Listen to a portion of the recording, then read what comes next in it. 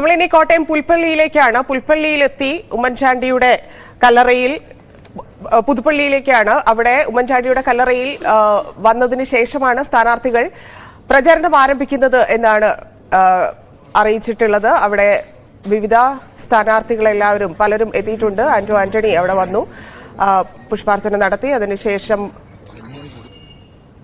കൊടിക്കുന്നിൽ സുരേഷ് എത്തി. മറ്റു സ്ഥാനാർത്ഥികളും അങ്ങോട്ട് എത്തും എന്നാണ് അറിയാൻ സാധിക്കുന്നത്. ജി ശ്രീജിത്ത് ചേരുന്നുണ്ട്. ശ്രീജിത്ത്, ഇത് നമുക്കറിയാം, സ്വാഭാവികമായിട്ടും ഇത്തരത്തിൽ ഉള്ള ഒരു ഇലക്ഷനിൽ കൂടുതൽ ചർച്ചയാകാൻ പോകുന്ന ഒന്നുണ്ട്.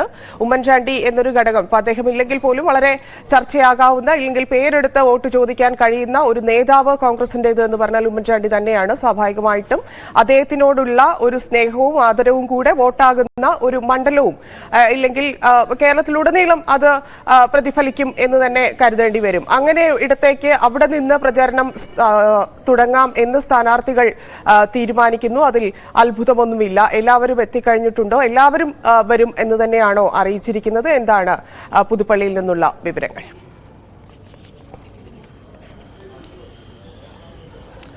ധന്യ, എല്ലാവരും എത്തുമെന്നുള്ള വിവരമില്ല. ഇന്ന് രാവിലെ ആന്റണി എത്തി, അല്പസമയം മുമ്പ് കൊടിക്കുന്നിൽ സുരേഷ് എത്തി മടങ്ങി. അതിനുശേഷം ഉച്ചയ്ക്ക് ശേഷം ഷാഫി പറമ്പിൽ എത്തുന്നു. അതായത് ഉമ്മൻചാണ്ടിയുമായി അടുപ്പമുള്ള നേതാക്കളാണ് ഇവിടേക്ക് എത്തിയിരിക്കുന്നത്.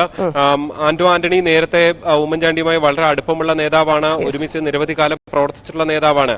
കൊടിക്കുന്നിൽ സുരേഷ് ചൂണ്ടിക്കാട്ടിയത് താൻ ആദ്യമായി ലോക്സഭാ തെരഞ്ഞെടുപ്പിൽ തനിക്ക് സീറ്റ് നൽകിയത്, 27-ാം വയസ്സിൽ സീറ്റ് നൽകിയത് ഉമ്മൻചാണ്ടി ആയിരുന്നു. പിന്നീട് ഓരോ തെരഞ്ഞെടുപ്പിലും ഉമ്മൻചാണ്ടി ഒരു ഇടപെടൽ ഓരോ പ്രശ്നഘട്ടങ്ങളിലും ഉണ്ടായിരുന്നു. അങ്ങനെ കേരളത്തിലെ തെരഞ്ഞെടുപ്പ് മാനേജ്മെന്റ് UDF-ന്റെ കൊണ്ടുപോയിരുന്ന ഏറ്റവും തലപ്പൊക്കമുള്ള നേതാവാണ് ഉമ്മൻചാണ്ടി. ആ ഉമ്മൻചാണ്ടി ഇല്ലാതെയാണ് ഈ തെരഞ്ഞെടുപ്പ് നടക്കുന്നത് എന്നുള്ളതാണ്. എന്തായാലും ഉമ്മൻചാണ്ടിയുടെ സ്മരണ സ്വാഭാവികമായും